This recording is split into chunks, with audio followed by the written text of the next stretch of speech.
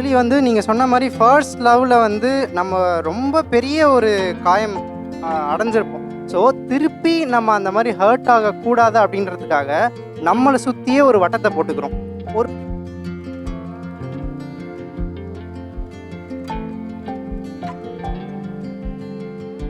ஒரு லவ் பண்ணி ஒருத்தங்களை அக்செப்ட் பண்றேன். 10 விஷயம் அழகா இருக்கு, ஆனா ஒரு விஷயம் குறை இருக்கு. அந்த ஒரு விஷயத்துக்காக நான் உன்னை விட்டுட்டு நான் மூவ் ஆன் பண்றேன். யூ ஆர் டாக்ஸிக் அப்படிங்கறத சொல்லக்கூடாது.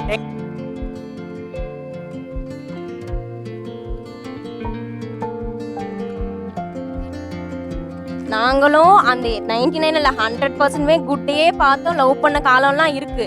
அந்த விஷயத்தை திருப்பி எங்களால் எக்ஸ்பெக்ட் பண்ண முடியல ஒருத்தர்கிட்ட இருந்து. எங்களுக்கு அந்த நம்பிக்கை வரல இன்னொருத்தவங்க மேல. That's where we are moving on. அந்த ரிலேஷன்ஷிப் போறதுக்கு காரணமே அதுதான். அவங்க பியூர் லவ்னு அவங்க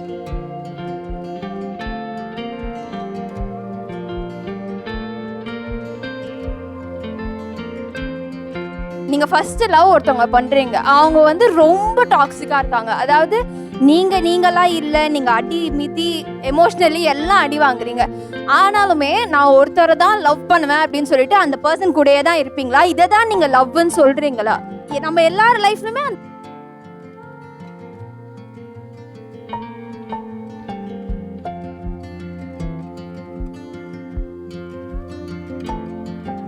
இப்போ நான் 2 பேருக்குமே நான் பொதுவாக வைக்கக்கூடிய ஒரு கேள்வி என்ன அப்படின்னா, பியூர் லவ் அப்படின்னா எதை நீங்க ஒரு கட்டத்துக்குள்ள கொண்டாந்து வடிவமைக்க விரும்புறீங்க? ஏன்னா ஒரு ப்ராக்டிஸ் பண்ணும்போதும் சரி, ஒரு எக்ஸாம் எழுதும்போதும் சரி, முதல் டைம் நம்ம கிடைக்கிற அந்த மார்க்கும் சரி, முதல் டைம் ஒரு செடியில ஒரு பூ பூக்கும் போதும் சரி, அவ்வளோ அழகா இருக்கும், அவ்வளோ இதாக இருக்கும். அதுதான் அந்த ஒரு முறை முதல்ல வர 90s கிட்ஸ் காதல். 2வது மாதிரி பூ யாரும் கண்டுக்கு போறதும் கிடையாது. அடுத்தடுத்த பூக்கள் வந்து அப்படியே காணாமல் தான் போகும். நீங்க ஃபர்ஸ்ட் லவ் ஒருத்தவங்க பண்றீங்க, அவங்க வந்து ரொம்ப டாக்ஸிக்கா இருக்காங்க. அதாவது நீங்களா இல்ல, நீங்க அடி மிதி எமோஷனலி எல்லாம் அடி வாங்குறீங்க. ஆனாலுமே நான் ஒருத்தரை தான் லவ் பண்ணுவேன் அப்படின்னு சொல்லிட்டு அந்த பர்சன் கூடயே தான் இருப்பீங்களா? இதை தான் நீங்க லவ்னு சொல்றீங்களா? நம்ம எல்லார் லைஃப்லயுமே அந்த ஒரு அபியூஸை விட்டுட்டு ஒரு அழகான லவ்னு ஒன்று வெயிட் பண்ணுது. அந்த டைம்ல எனக்கு ஒரு ஹாப்பி லைஃப் வேணும், நான் அந்த லவ் பண்ணணும் அப்படின்னு நினைப்பேனா, இல்ல இந்த சொசைட்டி என்ன திங்க் பண்ணோம், நான் ஒரே ஒரு லவ் தான் பண்ணுவேன் அப்படின்னு நான் இருந்தேன்னா என் லைஃப் நான் எப்ப பாக்குறது? ஒரு லவ் பண்ணி ஒருத்தங்களை அக்செப்ட் பண்றேன். 10 விஷயம் அழகா இருக்கு, ஆனா ஒரு விஷயம் குறை இருக்கு. அந்த ஒரு விஷயத்துக்காக நான் உன்னை விட்டுட்டு நான் மூவ் ஆன் பண்றேன். யூ ஆர் டாக்ஸிக் அப்படிங்கறத சொல்லக்கூடாது. எங்க லவ் அப்படி கிடையாது. 10 விஷயம் ராங்கா இருந்தாலும் ஒரு விஷயம் அழகா இருக்குல்ல, அந்த அழகு எங்களுக்கு பெருசா தெரியுது. அதுதான் எங்களோட லவ் நாங்க சொல்ல வரோம். நாங்களும் அந்த 99 இல்லை 100% குட்டே பார்த்தோம், லவ் பண்ண காலம்லாம் இருக்கு. அந்த விஷயத்தை திருப்பி எங்களால் எக்ஸ்பெக்ட் பண்ண முடியல ஒருத்தர்கிட்ட இருந்து.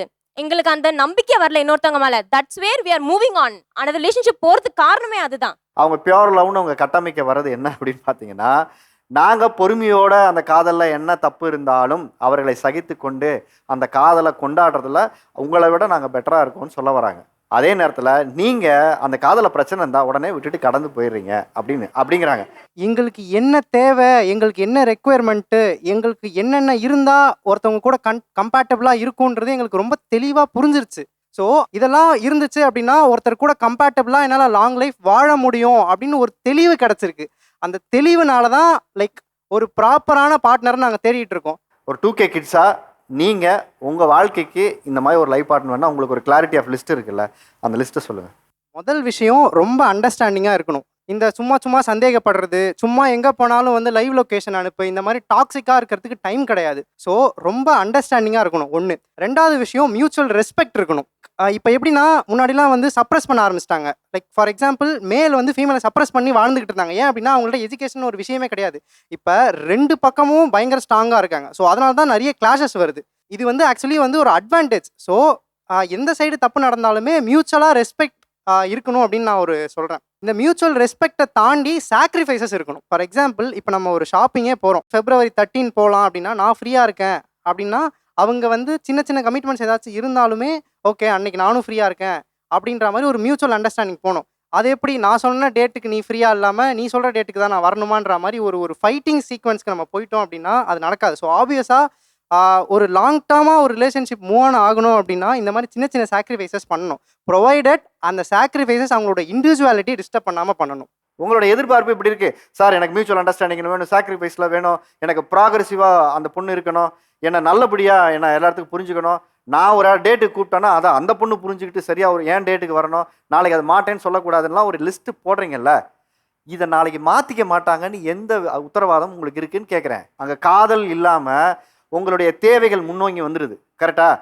இந்த தேவையெல்லாம் இருந்தால் எனக்கு ஓகே, இந்த தேவையெல்லாம் இல்லைன்னா இது இல்லை அப்படின்னு வச்சுக்கலாம். ஆனால் முதல்ல உங்களுக்கு ஒரு காதல் வரும்போது தேவை முன்னிலையில் நிற்காது. ஒரு மனசாவோ புரிதலாவோ ஈர்ப்பாவோ அங்கே ஒரு முன்னிலை இருக்கும். அது போய் லிஸ்ட்டாக 1 2 3 இது ஒன்று தான் சரி கொஞ்ச நாள் பேசி பார்ப்போம், இது ஓகேன்னா அப்போ நம்ம ஓகே பாக்ஸில் போடுவோன்னு ஒரு கால்குலேஷன் இருக்குல்ல, மேக்ஸ் கால்குலேஷன், அது வந்து உங்களுக்கு இயல்பாக ஒன்று இல்லையே அப்படிங்கிற இடத்துக்கு தான் நான் கேள்வியாக வைக்கிறேன். ஆக்சுவலி வந்து நீங்கள் சொன்ன மாதிரி ஃபர்ஸ்ட் லவ்வில் வந்து நம்ம ரொம்ப பெரிய ஒரு காயம் அடைஞ்சிருப்போம். ஸோ திருப்பி நம்ம அந்த மாதிரி ஹர்ட் ஆகக்கூடாது அப்படின்றதுக்காக நம்மளை சுற்றியே ஒரு வட்டத்தை போட்டுக்கிறோம், ஒரு பவுண்ட்ரி செட் பண்ணிக்கிறோம். இந்த பவுண்ட்ரிக்குள்ளே நீ வரணும் அப்படின்னா இந்த மாதிரி விஷயங்கள்லாம் இருக்குது அப்படின்ற மாதிரி ஆப்வியஸாக நம்மளுக்கு தோண ஆரம்பிச்சிருது. இந்த பவுண்ட்ரி எப்போ ரொம்ப வந்து ஸ்ட்ராங் ஆகுது அப்படின்னா நம்பர் ஆஃப் ஆப்ஷன்ஸ் அதிகமாகும் போது. ஸோ நீ வரலனா என்ன, எனக்கு இன்னொரு ஆப்ஷன் இருக்குன்ற மாதிரி தோன்றதால மேபி எங்களுக்கு அது தோணலாம். நீங்கள் சொன்னதுக்கப்புறம் தான் நான் ரியலைஸ் பண்ணுறேன், லைக் மேபி நம்ம வந்து காதல் அப்படின்ற அந்த உணர்வை தாண்டி லாங் டேர்மாக இருக்கணும் அப்படின்ற மாதிரி ஒரு ப்ராஜெக்ட் மாதிரி பார்க்குறோமோ அப்படின்ற ஒரு எண்ணம் இருக்குது. அதுக்கான காரணம் வந்து மேபி நான் சொன்னதாக இருக்கலாம். எப்பயுமே ஒரு விஷயத்துக்கு போய் நம்ம அடிபட்டுட்டோம் அப்படின்னா திருப்பி அந்த விஷயத்துக்கு போகும்போது இதெல்லாம் பண்ணாமல் இருந்திருந்தா நம்ம தப்பிச்சிருக்கலாமேன்ற எண்ணம் நிச்சயமாக தோணும். மேபி நீங்கள் சொன்ன இந்த வார்த்தை என்னுடைய பெர்ஸ்பெக்டிவ் ஆஃப் காதலை கொஞ்சம் மாற்றும்னு நான் நம்புகிறேன். 2K கிட்ஸ் காதலும் உண்மையான காதல் தான், 90s கிட்ஸ் காதலும் உண்மையானதான். இன்னைக்கு காலச்சூழலுக்கு தகுந்த மாதிரி இவங்க மாறிட்டாங்க, அன்னைக்கு காலச்சூழலுக்கு தகுந்த மாதிரி அந்த காதலை கொண்டாடிக்கிட்டே இருக்கீங்க. ஸோ காதல் மாறவே இல்லை. அந்த வார்த்தை, காதலை எதிர்கொள்ளக்கூடிய மனிதர்கள் மட்டும்தான் மாறிக்கிட்டே இருக்காங்க. இன்னைக்கு நீங்கள் காதலிச்சிங்க, நாளைக்கு கல்யாணம் பண்ணி நீங்கள் போயிடுவீங்க, நாளைக்கு உங்கள் பசங்க வருவாங்க. இது ஒரு சைக்கிள். என்ன நம்ம புரிஞ்சுக்க வேண்டியது இருக்குன்னா, இது ரைட்டு இது தப்புன்னு சொல்கிறத விட எது வாழ்க்கை சூழலுக்கு சரியாக இருக்குது, என் வாழ்க்கையை எது சந்தோஷமாக வச்சுருக்கும், நான் எடுக்கிற முடிவுகள் என்னை பாதிக்காமல் எப்படி நான் சரியாக எடுக்கணும் அப்படிங்கிறதா ரொம்ப ரொம்ப முக்கியம் காதலில். நம்ம வாழ்க்கையை எதிர்நோக்கி இருக்கும் கேள்விகளையும் சவால்களையும் காதலர்கள் உட்காந்து மனசு விட்டு பேசுறது இருக்குல்ல, அங்கே தான் உண்மையான காதல் இருக்குது. ஏன்னா அங்கே நான் விட்டு கொடுத்துட்டு போகணுமா விலகி நிற்கணுமாங்கிற இடம் இருக்குல்ல, அங்கே தான் உண்மையான காதல் இருக்குது. காதலை சரியாக தேர்வு பண்ணி எடுக்கக்கூடிய முடிவு உங்கள் கையில்.